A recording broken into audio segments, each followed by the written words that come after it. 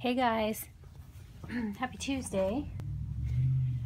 I am hopping on just for a couple of minutes. I'm having a hard time getting a minute of quiet today, but I thought I would change a couple of the dolls and yep, they just need to get into some clothes or something warm, something different.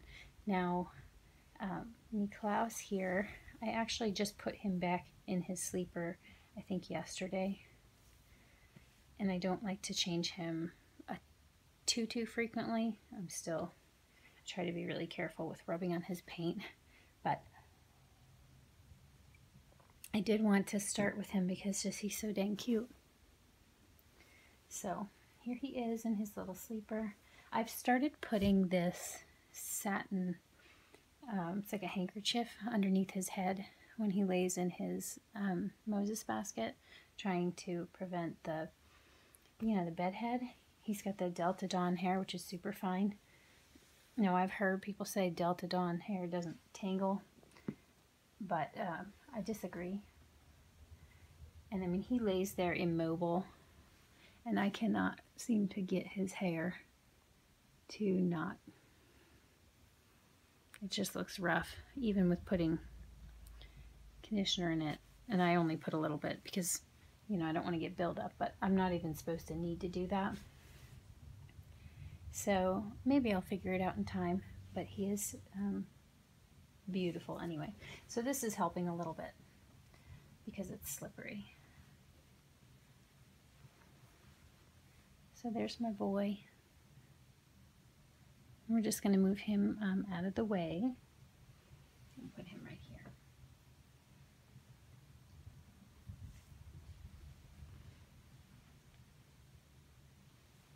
Now, some of you may have seen, for a quick minute, I had a soft for sale post for this little guy, Mr. Norman Walker. We had a little bit of a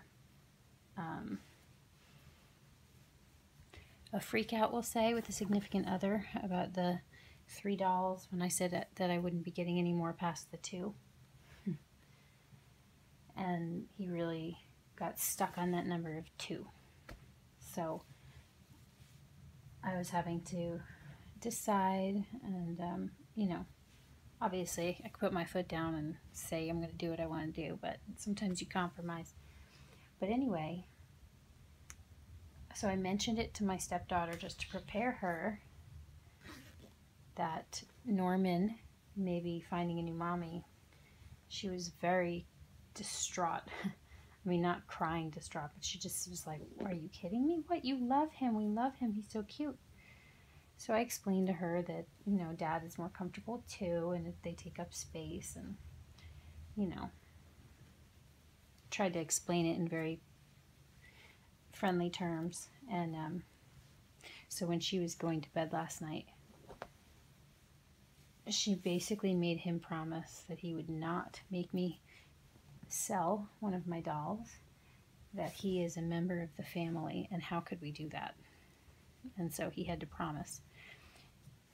So he came back out and said, well, you have a very powerful ally in there, but no more. No more babies coming in now. I said, okay, which is fine. I'm almost overwhelmed with 3 just because of the relationship aspect that I envisioned. But I love each one, and I feel satisfied right now. So he got to go get a tattoo today, added to some work, which is always exciting. I'm happy for him. And I was looking at his arm tonight, and I know he's like super sore. It's about 4 hours of work, and he was, I said, well, what a metaphor for life. I know what that feels like. I'm looking at him. The arm doesn't look injured. He doesn't look like he's in pain. But I know that pain. I know that soreness. I said that's such a metaphor for life. You can't tell just by looking at somebody. You can't presume to know what it is they're going through just because you don't see it. Boy, this is huge on him. Well, Norman Walker, my understanding when I ordered him was that he was a small newborn, and I didn't really know anything to look into kit size. But I think that I found out since that he's actually, well, for sure he's on a preemie body, which is the body that's recommended for this kit. This is the Leah kit from Sandra White. So he, a 0 to 3 months in general is ridiculous on him. But he has long limbs. So you see his arm won't go all the way in to the sleeve if I have the scratch mitts on. However, he's swimming in this outfit. Oh, he looks cute. Just put him in this little Christmas outfit.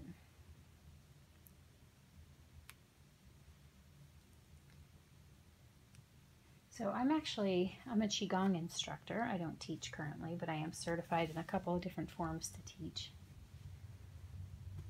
And listening to videos and seeing people upset about some of the things going on, and sort of thinking about both sides of the issues when people's feelings get hurt and people sort of react defensively, or people assume someone's intentions, and you know, sort of all that thing of being in our own experience, our own world.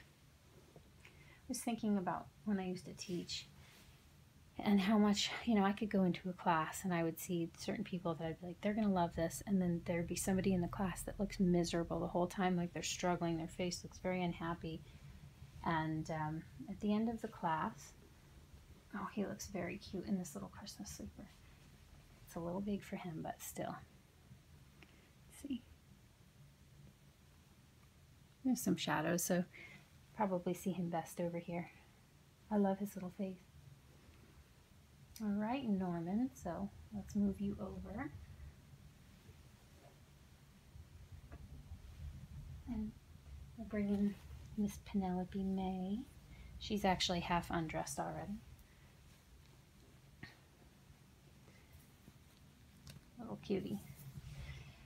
So, anyway, at the end of class,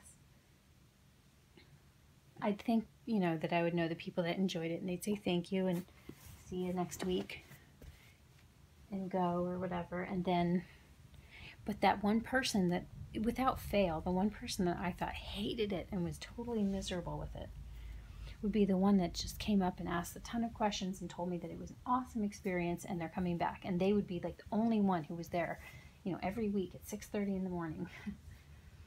And I would go, man, see, you just cannot judge the experience that someone's having based on the cues that I thought that they were giving, or my interpretation of their experience. And the way that they express what they're feeling or experiencing may not look like what I think it should look like. And if I go into a situation thinking, yeah, this is awesome, this is powerful, and you know, more people would seem to enjoy it, or I would perceive that. But if I went in scared or negative, then I would see a bunch of miserable faces, when in reality it had nothing to do with their experience. Who knows what their experience is? It's just how I saw it through a filter. So I thought about that in life a little bit today, about how it's important for me to reserve judgment on where people are in their progress, how they handle situations, what they mean.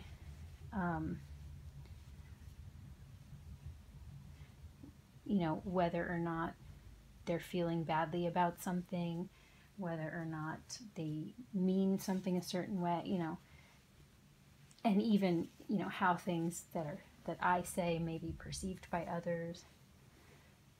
Just sort of like we're all in our own box called our brain, our head. And it's like looking through a camera lens, and that filter is, you know, what comes through that filter, you know, really it's reality for the person that's on the other side receiving the information. But you just can't judge someone else's reality through what you're perceiving or you're anticipating. kind of have to, I guess, kind of have to ask or just have compassion. I don't know. I don't know why I was thinking about that today, but that class analogy stood out to me. That teaching experience. All right, we're going to put her in this little hoodie. See, now this is also 0 to 3 months, and Norman has worn this, and it is very big on him, but it seems to fit Miss Penelope May very well. So I put the little cupcake onesie that she arrived to my home wearing back on her. That came from her last home, since we're putting her in such a gray sweatsuit. Bring up some girliness.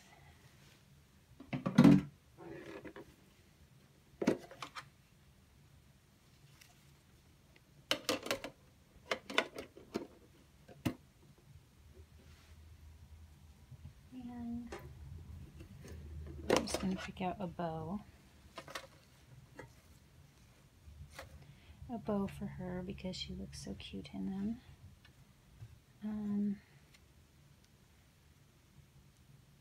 I put her in that so much, but it's so cute.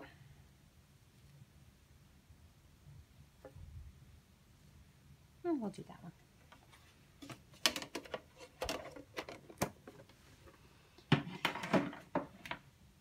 Yeah, so I do not know where today has gone. Okay.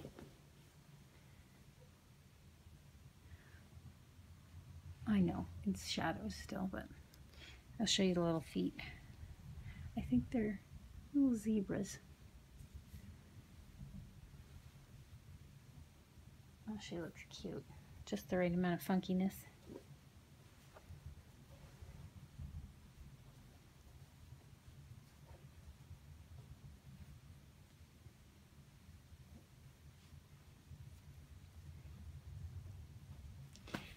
All right, everybody's in some fresh clothes.